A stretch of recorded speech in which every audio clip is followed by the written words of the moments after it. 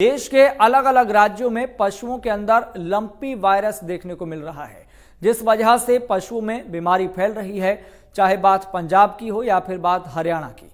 हरियाणा में भी पशुओं के अंदर लंपी वायरस के मामले सामने आए हैं, जिसको लेकर सरकार अलर्ट है। और हाल ही में ही पंजाब सीएम भगवंत मान ने लंपी बीमारी को लेकर अधिकारियों के साथ बैठक भी की थी। एक समन्वय समिति बनाने का फैसला किया था। इसके साथ ही उन्होंने दूसरे राज्यों से मवेशियों के प्रवेश पर भी रोक लगा दी थी। बात करें हरियाणा की, तो हरियाणा के भी कई जिलों में पशुओं में लंपी के केस मिले हैं, जिसके बाद सरकार अलर्ट है। बता दें कि गुल्हा चीका में लंपी बीमारी की वजह से एक पशु की मौत हो गई है, जिसके बाद पशुपालकों की चिंता बढ़ गई है। वहीं हरियाणा के गुहला चीका में लंपी वायरस की वजह से एक पशु की मौत हो गई है। गुहला चीका के वार्ड नंबर 10 के निवासी सुरेंद्र कुमार ने बताया कि 1 लाख रुपए में उन्होंने गाय खरीदी थी, लेकिन लंपी वायरस होने की वजह से गाय की मौत हो गई है। यमुनानगर की बात करें तो यमुनानगर में भी 5000 के करीब गाय लंपी वायरस की चपेट में है, संक्रमित हो चुकी हैं, जिसके बाद पशुपालन विभाग के डायरेक्टर ने यमुनानगर के कई इलाकों का दौरा किया है और पशुपालन मंत्री जेपी दलाल ने अधिकारियों को इस मामले के सामने आने के बाद दिशा निर्देश भी जारी किए हैं।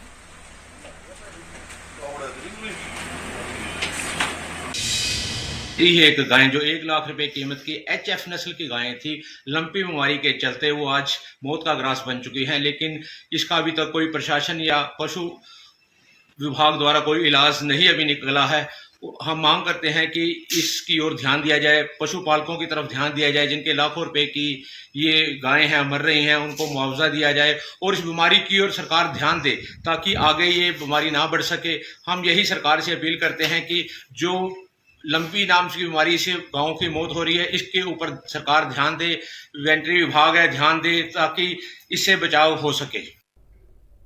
तो चलिए अब आपको ग्राफिक्स के जरिए भी दिखाते हैं कि हरियाणा के किस जिले में लंपी वायरस की वजह से अब तक कितने पशु संक्रमित हो चुके हैं।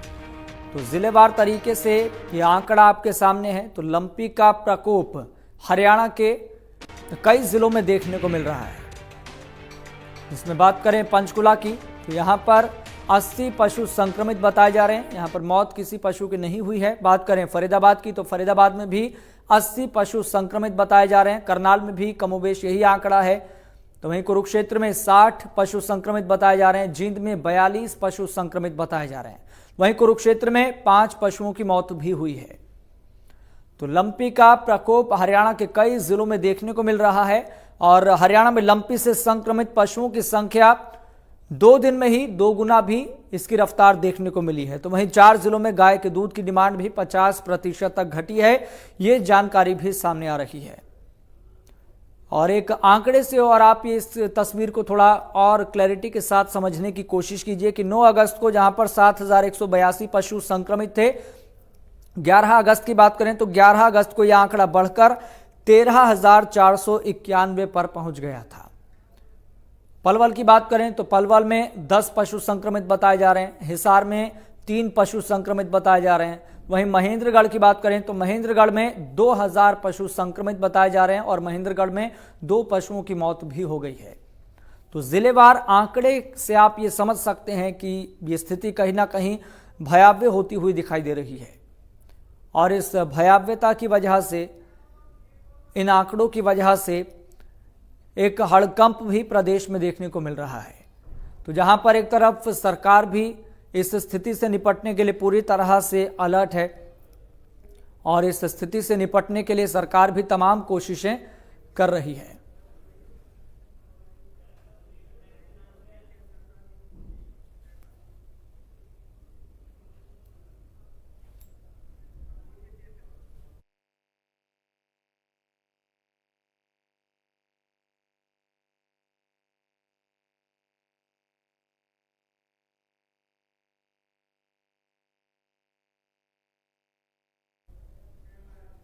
तो लंपी वायरस की वजह से यह स्थिति कहीं ना कहीं भयावह देखने को मिल रही है। फिलहाल कैथल में इसको लेकर क्या स्थिति है, सीधा रुख करेंगे।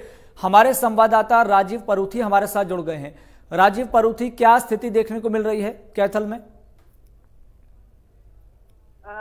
स्किन वायरस फैला, इसका असर कैथल में फैला इसका असर कैथल में काफी देखने को मिल रहा है। जो कैथल में गौशालाएं हैं उनके अंदर जो गौएं हैं या दूसरे पशु हैं उनके ऊपर भी स्किन वायरस का काफी असर देखने को मिल रहा है और यही वजह है कि अब गौशालाओं में दूध का उत्पादन भी काफी कम हो गया है, जिसकी वजह से शहर के लोगों को दूध की जो सप्लाई है वो काफी कम मात्रा में हो रही है। और स्किन वायरस को लेकर जो पशुपालन विभाग है वो भी पूरी तरह मुस्तैद अलर्ट हो चुका है और गौशाला में जाकर जो स्किन वायरस से प्रभावित पशु हैं उनका इलाज किया जा रहा है। जी राजीव, फिलहाल आप दर्शकों को ये भी बताएं कि कैथल में इसको लेकर आंकड़ा क्या है, क्या तस्वीर बन रही है और प्रशासन की तरफ से, पशुपालन विभाग की तरफ से किस तरह की कोशिशें की जा रही है।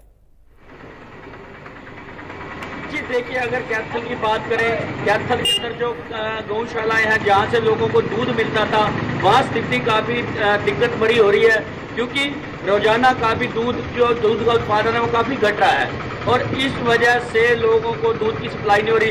अगर स्किन वायरस की, लंपी स्किन वायरस की बात करें तो वो रोजाना 8-10 पशु रोजाना इसकी चपेट में आ रहे हैं। अगर हम गौशाला के पदाधिकारियों जिनसे हमने बात की तो उन्होंने हमें बताया कि ये जो स्किन वायरस से प्रभावित पशु हैं उनका इलाज किया जा रहा है। प्रशासन भी इसमें काफ़ी सहयोग कर रहा है। पशुपालन विभाग के डॉक्टर रोजाना यहाँ आ रहे हैं और जो स्किन वायरस से प्रभावित पशु हैं उनका इलाज किया जा रहा है और जो टीकाकरण है वो किया जा रहा है। टीकाकरण करने के बाद इन पशुओं को अलग से रखा जा रहा है ताकि इसकी चपेट में दूसरे पशु ना आए।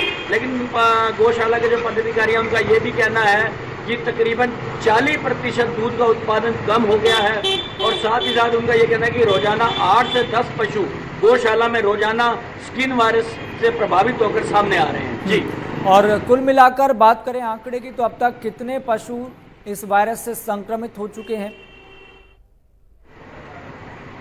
जी, अगर आंकड़ों की बात करें तो रोजाना आंकड़ा काफी हद तक बदल रहा है। अगर कैथल की गोपाल गौशाला की बात ही करें या नंदी गौशाला की बात करें तो इसमें सैकड़ों पशु प्रभावित हो चुके हैं, लेकिन रोजाना ये आंकड़ा बढ़ रहा है। कोई एग्जैक्ट डाटा इसका नहीं बन पा रहा है क्योंकि रोजाना 8 से 10 पशु रोजाना इस स्किन वायरस की चपेट में आ रहे हैं। जी, लंपी वायरस का पहला मामला कैथल में कब सामने आया था और किस तरीके से इसमें रफ्तार देखने को मिली।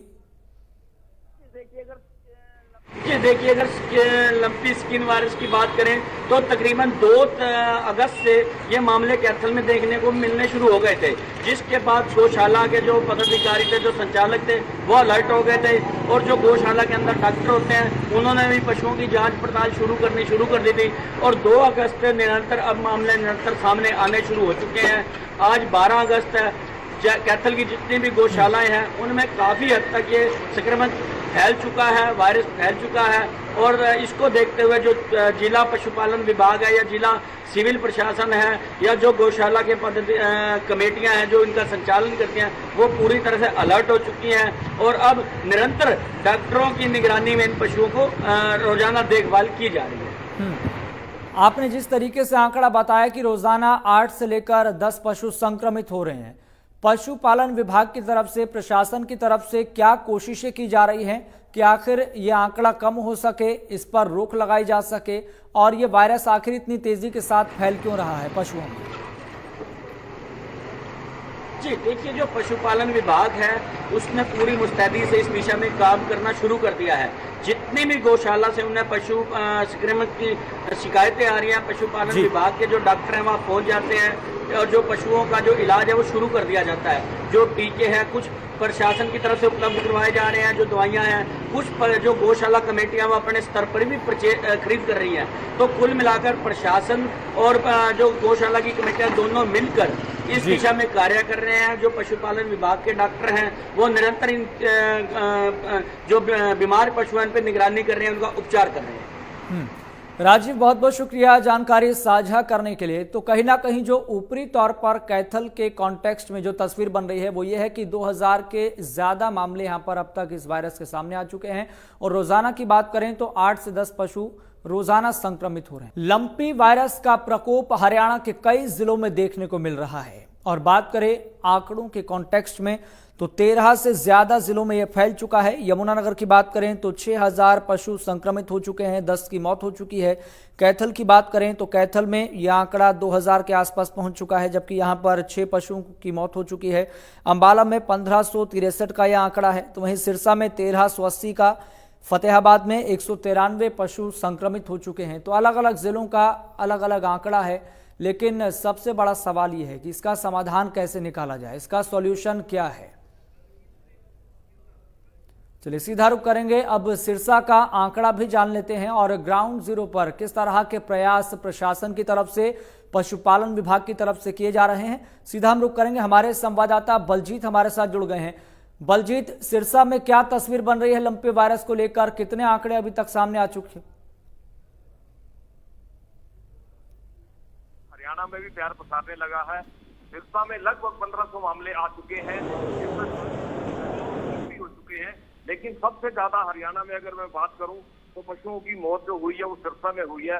अब तक 26 जो है पशु जो है वो लंपी वायरस की शिकार हो चुके हैं, मारे जा चुके हैं।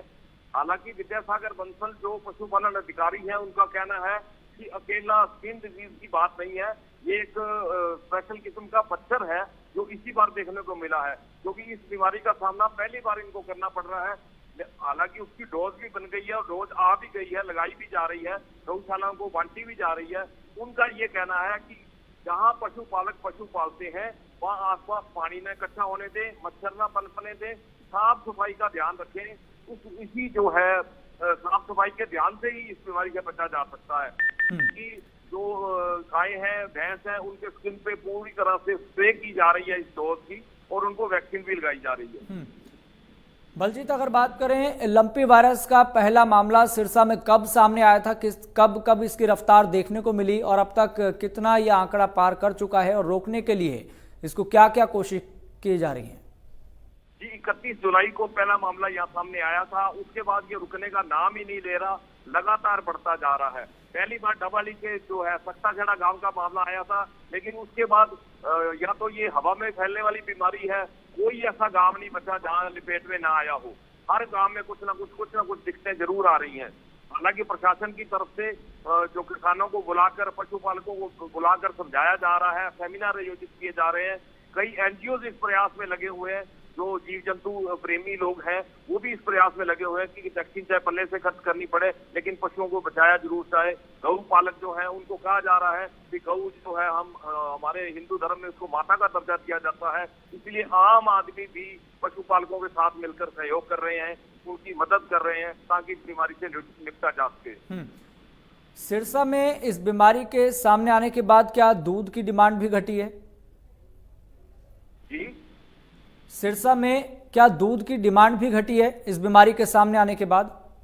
बिल्कुल, देखिए 450 पशुओं का ठीक होना भी अपने आप में ये है कि कहीं ना कहीं जो पशुपालन विभाग के अधिकारियों की मेहनत थी, जो इतने पशु ठीक हुए। हालांकि उन्होंने प्राइवेट डॉक्टर, जितने वेटरनरी प्राइवेट डॉक्टर हैं, उनकी भी एक टीम बनाकर मदद दी जा रही है, क्योंकि जो है सिरसा में लगभग 350 गांव है, तो इतने गांवों को कैसे निपटा जाए। तो इसलिए प्राइवेट वेटरनरी जो प्रैक्टिशनर है, उन सब का एक एनजीओ बनाकर, ग्रुप बनाकर एक कोर कमेटी डीसी सिरसा ने बनाई है कि जो गांव गांव जा रही है, मुनादी करके लोगों को तो एहतियात के तौर पर बताया जा रहा है कि वो क्या क्या करें, और उनको कहा जा रहा है कि जो गांव का पशु चिकित्सालय है वहां अपने पशु को लेकर आए, चाहे किसी को बीमारी नहीं भी है तो भी एक बार चेकअप के लिए जरूर आए।